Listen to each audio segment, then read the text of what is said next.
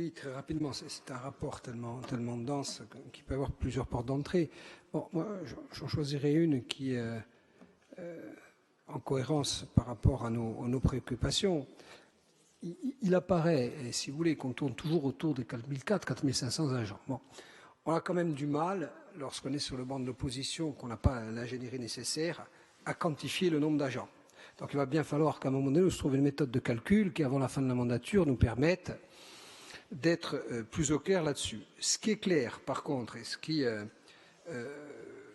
nous tourmente par rapport aux précédents exercices, c'est que c'est quand même une centaine d'agents de plus cette année. Et votre effort jusqu'à présent, c'était de dire, en gros, il n'y a pas de création sèche, mais on profite des départs à la retraite. On nous a toujours dit, précisément, il fallait être en situation de tirer le bénéfice des départs à la retraite pour maîtriser les charges de fonctionnement. Donc, alors, on ne sait pas comment on calcule. Nous, on calcule. Pour nous, il y a eu 80 créations sèches. Alors, on n'y voit plus très clair. Donc, je pense qu'encore une fois, ce n'est pas un travail d'assemblée délibérante qu'on initie à 19h27. C'est un travail de commission. Expliquez-nous en ETP comment vous procédez au calcul. Et je répète toujours cet exemple.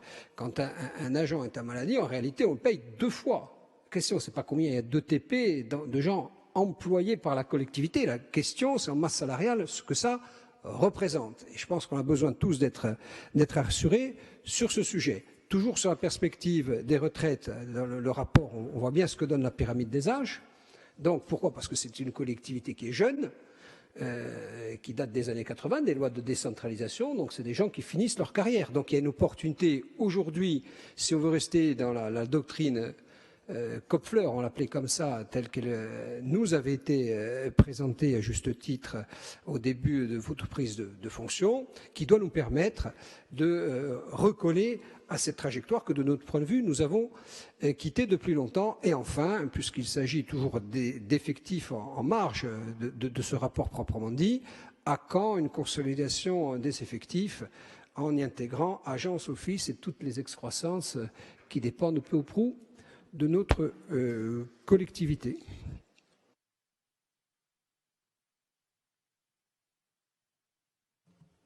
Merci, Monsieur le conseiller.